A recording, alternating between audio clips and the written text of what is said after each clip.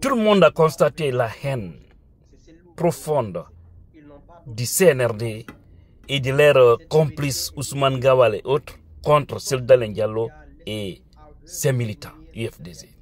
Mais prenez un petit temps pour écouter ces journalistes, leur grande analyse dans cette grande émission Face à l'opinion de la télévision GTV1.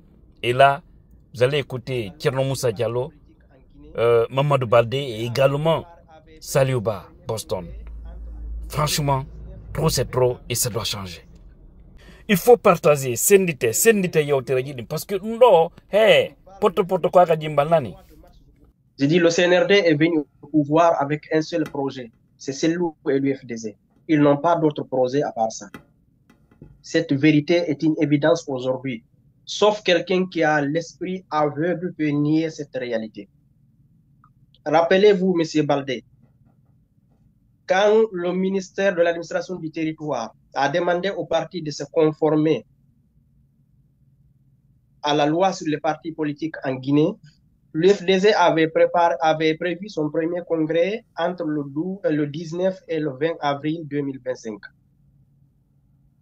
Et le 9 mai, bon, pas le 9 mai plutôt, au mois de mars, je crois bien, il y a eu une décision du tribunal de première instance de Dixine qui a ordonné la suspension du congrès parce que tout simplement, le CERAC de Ousmane Gawal aussi avait prévu anticiper un congrès entre le 12 et le 13 avril. L'UFDZ s'est conformé à cela. Après, une autre décision a été prise à la fin du mois de mai pour ordonner à l'UFDZ maintenant de tenir son congrès et de demander la réintégration d'Ousmane Gawal Diallo qui a été exclu du parti. Et le parti a programmé son congrès le 6 juillet et quelques jours avant cette date, c'est le ministre de l'administration du territoire qui vient demander à l'UFDZ de suspendre le congrès. Il y a d'abord des problèmes juridiques à signaler à ce niveau. Pour le cas de Ousmane Gawal, le fait que Ousmane Gawal ne soit pas réintégré aujourd'hui ne doit pas annuler le congrès du parti parce que la décision du tribunal est une décision qui a été prise en première instance en matière judiciaire.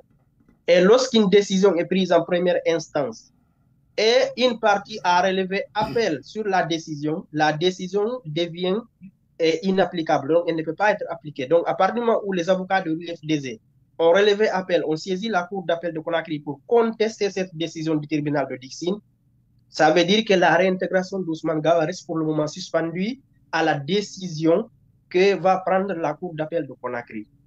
Mais pour le cas du congrès, aucune décision juridique pour le moment n'empêche l'UFDZ de tenir son congrès. Maintenant, entre le ministère de l'administration du territoire, un département dirigé par Ibrahim Khalil Condé, je vous rappelle qu'il a dit tout récemment à Kankan que Mamadi Doumbouya dirigera la Guinée de gré ou de force. Son messier a prononcé cette phrase à Kankan. Entre lui maintenant et le tribunal, qui doit s'incliner devant l'autre? C'est toujours dit que la Guinée, c'est le seul pays où toutes les exceptions négatives se donnent rendez-vous. Ce qui veut dire tout simplement que la décision du ministre va passer devant la décision de la justice. Ça ne doit étonner personne en Guinée. C'est le pays des exceptions négatives. On empêche Cellou de se faire recenser en Côte d'Ivoire parce que tout simplement, il faut passer par tous les moyens possibles pour l'éliminer politiquement. Je vous ai déjà dit par le passé, tant que Cellou Dalein Diallo a la possibilité de se présenter candidat à une élection, il n'y aura pas d'élection sous l'ère CNRD. Que tout le monde comprenne cela maintenant. Ils vont nettoyer le terrain. Quand nettoyer le terrain signifie quoi ici? C'est d'écarter complètement Cellou qui constitue l'obstacle qui empêche le CNRD de dormir. Parce qu'ils ont tout tenté au départ, ça n'a pas marché, ça n'a pas découragé les militants à la base. Aujourd'hui, l'ultime solution, la dernière stratégie qu'ils ont entre leurs mains, c'est de prononcer la dissolution définitive de l'UFDZ. Cela est programmé dans les jours à venir. Sauf un changement de dernière minute, mais le parti sera dissous dans les jours à venir. C'est ce qui est prévu actuellement dans les coulisses du CNRD. Saliouba a parlé d'Ousmane Gawal. Ousmane Gawal a été utilisé comme instrument. C'est un instrument. Ousmane Gawal, toutes ses sorties, tous ses agissements il était en train d'agir sous les ordres du CNRD. Ce n'est même pas le ministre, il ne faut pas voir le ministre Ibrahim Khalil Condé ici. Ce n'est pas une décision unilatérale que le ministre est en train de prendre. Il est en train d'exécuter une décision collective du CNRD et de son gouvernement. Mais comme il faut toujours présenter quelqu'un devant, qui va se présenter comme étant celui qui est le donneur des ordres, c'est pourquoi on voit Ousmane Gawal, on voit le ministre Ibrahim Khalil Condé. Mais en réalité, toutes les décisions contre Sellou et contre l'UFDZ sont prises à partir du palais Mohamed V par le général Mamadi Doumbouya et son entourage. Le général Amara Kamara est là. Le général Bala Samoura est là. Le ministre de la Défense, Idi Amin, est là. Toutes les décisions pour déstabiliser ce parti, pour empêcher Sellou de jouir librement de ses droits civiques, ces décisions sont prises à partir du plus haut sommet du palais Mohamed V. C'est ça la réalité. Maintenant, pour le cas de Sellou, Mamadou Moussa, est-ce que Sellou a un plan B? Oui? Allez-y. Est-ce que Sellou a un plan B? Peut-être oui, je ne sais pas, je ne saurais le dire parce que je ne fais pas partie quand même des conseillers de Sellou. Est-ce que moi, personnellement, moi, en tant que Mamadou Moussa, j'ai un conseil à donner à Sellou? Si j'ai un conseil à lui donner, je ne le dirai pas publiquement ici, je le dirai en privé. Mais je ne peux pas dire ce que j'ai à dire à Sellou ici publiquement. Mais il est temps maintenant que l'UFDZ comprenne que s'il n'arrive pas à agir autrement, que le CNRD est en train de préparer l'enterrement politique de ce parti. Et quand ils vont atteindre cet objectif, ils vont annoncer une date pour les élections. Ils savent qu'il n'y a plus d'obstacle. Est-ce que Mamadi Doumbouya sera candidat? C'est possible ou ce n'est pas possible? Les deux hypothèses peuvent être valables ici. Parce que Mamadi Doumbouya peut se présenter candidat pour conserver le pouvoir à son nom. Ou bien il peut préparer quelqu'un de leur. Il fait une mascarade électorale à l'image de ce qu'on a vécu en 2010 avec le général Sekouba Konaté. Il lui confie le pouvoir. Cela est possible. Une autre réalité, M. Baldé, même si Sellou est candidat, tout le monde sait que Sellou candidat à une élection, aujourd'hui Sellou va gagner. Il a gagné en 2010, il a gagné en 2015, il a gagné en 2020, il a gagné les élections législatives.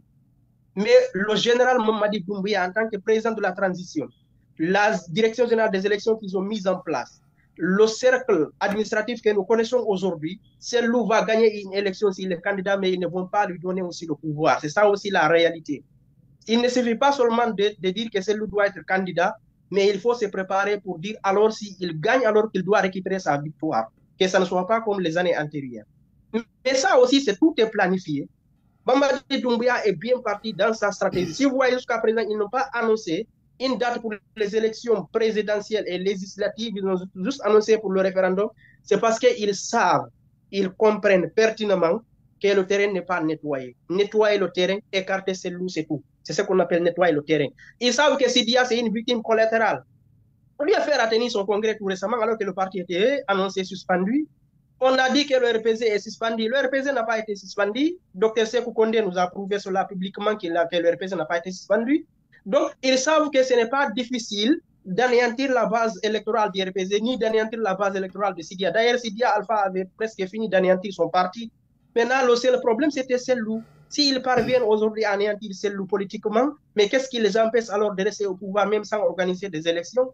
C'est ça aussi la réalité dans ce pays. Je pense que la Guinée est très mal partie. On a applaudi l'arrivée de ces militaires le 5 septembre 2021, mais j'ai l'impression c'est la plus grosse arnaque du siècle pour les Guinéens. Jamais le peuple de Guinée n'a été arnaqué comme le 5 septembre 2021. On a crié à des gens qui n'ont ni confiance, c'est-à-dire qui n'ont ni la parole, qui n'ont ni la moindre considération pour le peuple, qui n'ont aucune considération pour la nation. Tout ce qu'ils connaissent, c'est comment maintenir, conserver leur pouvoir. Ils s'en fichent des droits, ils s'en fichent de la dignité des Guinéens, ils s'en fichent de la souffrance. Merci à Ousmane Gawal et du Sérac. Les peuples disent que tout n'est pas. L'affaire Sellou Dalein dépasse Ousmane Gawal à 100%. C'est juste, on met Ousmane Gawal devant, il veut être ça, ça dépasse. Ça, c'est un dossier, comme l'a dit même, comme vous l'avez dit vous-même, ça, c'est le cercle du général Doumbouya. Ça dépasse Ousmane Gawal. Mais seulement que tout l'intinagol pour dire que non, c'est le CERAC, c'est Ousmane Gawal. Non, c'est le véritable problème du CNRD et c'est le programme du CNRD, c'est Sellou Dalein. C'est ça la vérité. Est-ce que ça va changer? est-ce qu'ils reviendront à de meilleurs sentiments? On ne le sait. Si un plan ethno-stratégique qui est mis aujourd'hui en place, quand vous parlez de ça, on dit non, il est ethno, il défend sa communauté, il défend sa communauté. C'est celle-là qui est vue. Mais ceux qui sont visés sont plus loin que celle-là. C'est ça aussi la vérité. Ceux qui savent comprendre vont comprendre de quoi j'ai envie de dire ici.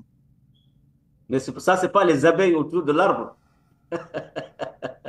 Non, je pas. Les abeilles de Akumba. Quand je dis c'est celle-là qui est vue, mais ceux qui sont visés sont plus loin que celle-là. C'est-à-dire ceux qui comprennent vont comprendre à ce niveau. Je ne vais pas rentrer trop dans ces détails, mais ceux qui comprennent très bien savent déjà quels sont ceux qui sont visés par ce plan machiavélique, un plan satanique. Je souhaiterais dire à Mamadou Moussa, bon, vous savez, il faut pas avoir peur d'appeler le chat le chat. L'ethnocentrisme au sommet de l'État, c'est visible. Au sommet politique, au niveau politique, c'est touchant. C'est que, regardez quelques institutions républicaines en Guinée. Prenez la Banque centrale. Prenez le ministère de l'Intérieur. Ceux qui se succèdent à ce ministère. Un jour, je causais avec un ami, un intime ami à moi, qui est d'une autre ethnie, je ne dirai pas son nom, c'est très mesure dessus, il comprendra cette conversation. Et il me dit que c'est parce qu'il est voleur, il a été ministre, il est riche, il a des maisons, des buildings, des avions à Dakar, un peu partout. Je lui ai dit, je vais vous dire le problème que vous avez avec Selou. C'est parce que Selou est Peul. Allez-y à Donka. Regardez, prenez un enfant qui vient juste de naître. Si son père et sa mère sont Peul, vous savez ce que vous allez fabriquer sur cet enfant. Et dites que cet enfant-là, maintenant, c'est le leader de l'IFTG. Enlevez Selou, carrément, mettez-le à côté. Et mettez cet enfant comme leader de ce parti politique. Vous savez ce que vous allez dire demain? C'est parce que cet enfant-là pleure trop, il ne peut pas être leader. J'ai dit, c'est le problème que vous avez avec Selou. C'est parce que Selou est Peul. J'en ai fini. Voilà, signé Talouba. Vous savez, nous sommes en train de faire une émission. Les gens diront non, il ne doit pas dire ça, il ne doit pas dire ça. Nous n'incitons pas à la haine. Nous sommes des journalistes responsables ici. Ceux qui ne savent pas, il y a pas, nous sommes des professionnels comme les autres, nonobstant la modestie. Mais face à la situation actuelle, il faut dire la vérité. Ou on cache la vérité, ou on dit ce qui se passe. Nous ne sommes pas contre le CNRD, absolument rien, y compris le général Mamadi Doumbouya. Ce qu'on voudrait d'ailleurs, c'est la réussite du général Doumbouya. Parce que s'il réussissait, c'est toute la Guinée qui allait réussir. Mais s'il échoue, c'est encore un échec pour la Guinée. Mais attention, ce que vous venez de dire, ce que Mamadou Moussa a dit, ce sont des vérités qui sont devant tous les Guinéens. Tous les Guinéens. Maintenant, les démagogues diront non, non, il ne doit pas dire ça à l'antenne, ça c'est de la démagogie. Nous voulons que le général Mamadi Doumbouya comprenne quelque chose. Ce pays-là, ce n'est pas facile. Merci.